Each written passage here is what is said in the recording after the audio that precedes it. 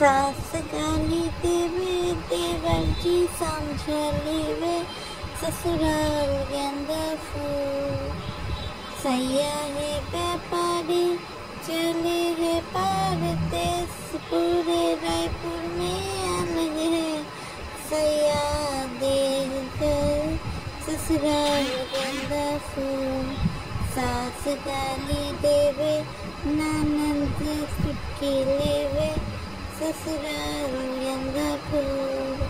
আসসালামু আলাইকুম দর্শক, সবাই কেমন আছেন? চলে আসলাম আবারও নতুন একটা ভিডিও নিয়ে। দর্শক, এই যে বাবু আর মিমের বিয়ে হয়েছে আজ 4 দিন। এই 4 দিনে দর্শক নাটক বিনোদন কোনোটারই অভাব আমাদের হচ্ছে না। ব্যাপারী পরিবারের নাটকগুলো ধারাবাহিক পর্বে এখন ধারাবাহিক নাটক চলছে কিভাবে দুই পরিবারের মধ্যে যুদ্ধ ঝগড়া সংঘাত। আমরা রোস্টার থেকে শুরু করে যারা ইউটিউবার আছি সবাই কথা বলছি, হঠাৎ করে বাবু মিমের বিয়ের মাধ্যমে দুই পরিবারের মধ্যে যে ভাঙন ধরেছে সেটা দিয়ে। কালকে আমাদের নাটের গুরু তিশা এসে বাবুকে একদম সার্ফ এক্সেল দিয়ে ধুয়ে দিয়েছে। শুধু সার্ফ এক্সেল দিয়ে ধুয়ে দিয়েছে বললে হবে না, সাথে কিন্তু খুব ভালো ব্রাশও নিয়ে নিয়েছে, যাতে একেবারে কলারের ময়লা থেকে শুরু করে চলারের ময়লা সবকিছু একেবারে ঠিক হয়ে যায়। বাবুকে একটা বেকার ছেলে বলে বাবুর কোনো মূল্য নাই। বাবুর কি আছে? বাবুর মা একজন ঢাকা মেডিকেলের সুইপার, বাবুর বাপ একজন লেবার ছিল, উনি মারা গেছে। বাবুর বড় ভাই একজন থ্যালাসেমিয়া রোগী। শারমিনের 3-4 বছর ধরে বিয়ে হয় না। শারমিনরা খালি খোঁচা দেয়, ভিডিও ভাইরাল হওয়ার জন্য উল্টোপাল্টা টাইটেল দেয়, আরও অনেক কিছু। এছাড়া এটাও বলেছে যে বাবুর কোনো মূল্য নাকি তার পরিবারের কাছে ছিল না। বাবু হচ্ছে একটা বেকার ছেলে, কিন্তু তার পরিবার বিয়ের পর থেকে বাবুকে রাজকুমার ভাবে, হ্যান ত্যান। তো আমাদের তিশা এসে খুব বুদ্ধি করে পুরো বিষয়টা চাপিয়ে দিতে চেয়েছে হচ্ছে আপনার তার চাচিদের উপর। সে বলেছে যে এখানে আসলে মেন মিসকমিউনিকেশন করেছে বাবু এবং তার চাচি, বিয়েতে আসেনি, তার বোনকে নিয়ে যায়নি। এবং এই ঘটনা পেরোতেই দর্শক নতুন যে মন নিয়েছে ঘটনা, সেটা হচ্ছে তিশা সকালে চলে গেছে তার কাকির বাড়ি গিয়ে সব মিলমিশ করছে। তার কাকির নাকি মন খারাপ ছিল, তারপরে হচ্ছে তার কাকিকে মানিয়েছে এবং সেটাও বলেছে যে আপনার বাবুকে নিয়ে শারমিনকে নিয়ে তারা বসছে এবং তারা বলছে যে তাদের নিজেদের মধ্যে সব ধরনের প্রবলেম হচ্ছে তারা সলভ করে ফেলবে। এবং বাবুর যে কোনো লজ্জা নাই দর্শক, এটা কিন্তু আসলে সত্যি কথা। বাবুর কোনো রকমের কোনো লজ্জা নাই। তিশা কিন্তু বাবুকে একদম সার্ফ এক্সেল দিয়ে ধুয়ে দিয়েছে। এরপরে যখন আজকে কথা বলার পর শারমিন এসছে, শারমিনকে ধুয়ে দিয়েছে হচ্ছে আবার বাপ্পি আর শারমিনকে ধুইছে একদম ডেটল দিয়ে ধুইছে। সে বলছে যে বিআইন রাগ করছেন নাকি, পলাই গেলেন, একই জামা পরে আসলেন, খোঁজ নিলেন না। তখন বলছে শারমিন যে না, আপনার শালিরা হচ্ছে এক একটা কোটিপতি, আমি ফকির। তখন বাপি বলছে যে তার কাছে আলাদিনের চেরাগ আছে, সেই চেরাগ দিয়ে সে নাকি ফকির শারমিনকে কোটিপতি বানাই দিতে পারবে। তো আসলে কি যে আছে জানি না, তবে জামাই বাজারের নামে একটা ভৎসনা করছে কিন্তু আমাদের বাবু। সে শুধুমাত্র একটা পাঙ্গাস মাছ আর 2টা ইলিশ মাছ কিনে জামাই বাজারের নাম দিছে। তবে হ্যাঁ, এই কথা সত্যি, তার বউয়ের প্রতি তার ভালোবাসা অঢেল। আর বিয়ের পর দিনই কিন্তু বাবু আর মিমের মধ্যে দর্শক লেগে গেছে। তাদের মধ্যে পিড়ি যতটুকু দেখা যায়, লাগালাগিয়ে তত দেখা যায়। তো মধ্য কথাই এখন মিম গিয়েছে শ্বশুর বাড়ি। তো শ্বশুর বাড়ি যাওয়ার সময় আমাদের মিম, সে যেহেতু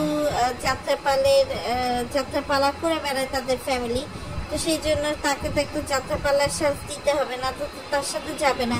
তো যাত্রাপালার সাজ হিসেবে সে দিতে হচ্ছে একটা কালো শাড়ি পরছে, মাথা দিয়ে একটা লাল রঙের বেনারসি ওড়না, তার বিয়ের ওড়না যেটা সেটা পরছে। যেহেতু তার শ্বশুর শাশুড়ি কোনো গহনা দেয়নি, গলায় গহনা দিতে পারে, এই লোভে সে পুরো খালি গলা খালি হাতে গেছে, যে শ্বশুর বাড়ি থেকে কি পায় না পায় এরকম একটা অবস্থা। এবং এরপরে বাবুদের বাড়িতে আপনার তাকে বরণ করার জন্য তেমন কিন্তু কিছুই ছিল না। 2টা কালো মিষ্টি ছিল, সেই মিষ্টি মানে হচ্ছে আপনার খাইয়েছে। একটা হচ্ছে বাবুর মা আর হচ্ছে বাবুর ফুপু, মানে মিমের ফুপু যে সে আর বাবু মিমকে কোলে তুলে নিয়ে গেছে। আরেকটু কিন্তু ভালো সুন্দর ডেকোরেশন উচিত ছিল, মানে শারমিনরা যে পরিমাণ প্রস্তাব ছিল যে ভাইয়ের বউকে আনতে পারলাম না, ভাইয়ের বউকে আনতে পারলাম না, আমার মনে হচ্ছে সেই তুলনায় আয়োজনটা কম ছিল। আর আরেকটা বিষয় দর্শক না বললেই না, সেটা হচ্ছে শারমিন আসলে মিমকে হিংসা করে। হিংসা করাটা তো স্বাভাবিকও, হিংসা করা স্বাভাবিক, এই জন্য হিংসা করে। আমাদের মিম নতুন বউয়ের মতো সেজেছে ঠিকই, কিন্তু শাশুড়িকে সালাম করার কোনো বালাই তার মধ্যে নাই। সে মিষ্টি খপাগপ খেয়ে যাচ্ছে। পরবর্তীতে তিশা তাকে বলে যে মিম তোর তো উচিত তো শাশুড়িকে একটা সালাম করা। এই কথা শুনে মিম পরবর্তীতে বাবুর হাত ধরে সালাম করে। আসলে সত্যি কথা বলতে কি, মিমের কাছে মুখ্যম হচ্ছে বাবু আর বাবুর কাছে মুখ্যম হচ্ছে মিম। এখন যতই ধরেন আমাদের রোস্টারদের মুখ বন্ধ করার জন্য হোক বা অন্য কোনো কারণে হোক, এই মিল মহব্বত দেখা যাচ্ছে দিন শেষে বাবু আর মিম মিলে কিন্তু বাবু আর মিমের বাড়িই থাকবে, এটাই স্বাভাবিক, তাই না? তো যাই হোক, এই যে আপনার একটা মিল মহব্বত হলো, দুই ফ্যামিলি ভিউ পেলো। মিম কিন্তু বড় জোর আধা ঘন্টাও ছিল না তার শ্বশুর বাড়িতে, কিন্তু এই যে লক্ষ লক্ষ কোটি কোটি ভিউ, এটা তো অন্যরকম। এবার আসি একটু আফটার ওয়েডিং, পোস্ট ওয়েডিং কিছু ফটোশ্যুট নিয়ে, যেটা মিম আর বাবু মিমের বাড়ির ছাদে করেছে। এবং সেখানে আমরা দেখতে পাই যে অভিনেত্রী রণবীর কাপুর আর আলিয়া ভাটের বিয়ের সময় যেমন, বা বিকি কৌশল বা ক্যাটরিনার বিয়ের সময় যেমন আপনার মাঝখানে সূর্য রেখে, হার্ট রেখে বিভিন্ন অ্যাঙ্গেলে ছবি তোলা হয়েছে, ঠিক একইভাবে কিন্তু ছবি তোলার চেষ্টা করেছে আমাদের মিম বাবু। আসলে দ্বিতীয় বিয়ে করে কেউ যে এত এক্সাইটেড হয়, কেউ যে এত স্টাইল করতে পারে, আসলে দর্শক সত্যি কথা আমার মাথায় জানা ছিল না। আমি ধারণা করেছিলাম যে দ্বিতীয় বিয়ে, এক বাচ্চার মা, তো একটু আসলে লিহাজ করে তারা চলবে, কিন্তু তারা সেটা চলে নাই। তো এখন যেটা দর্শক আসলে বলতে চাই যে ভালো মন্দ তো আসলে থাকবেই, দিন শেষে বাবু মিমের বিয়ে হয়েছে। মিম যেহেতু বাবুকে আশ্বাস দিয়েছে যে সে তাকে হচ্ছে আপনার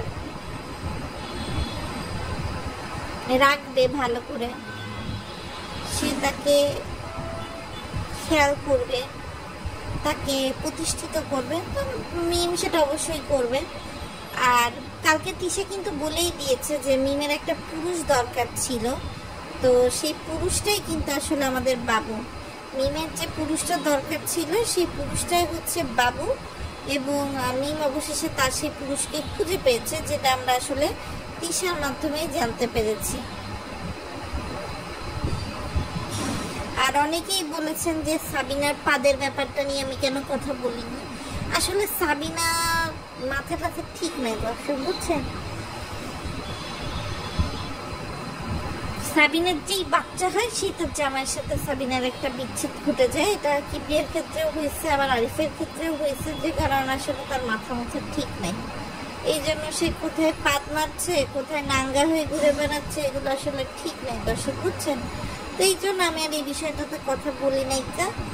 আমি একটু মিমের মতন নাইকা, চাই নাইকা, করি নাইকা, এরকম বললাম।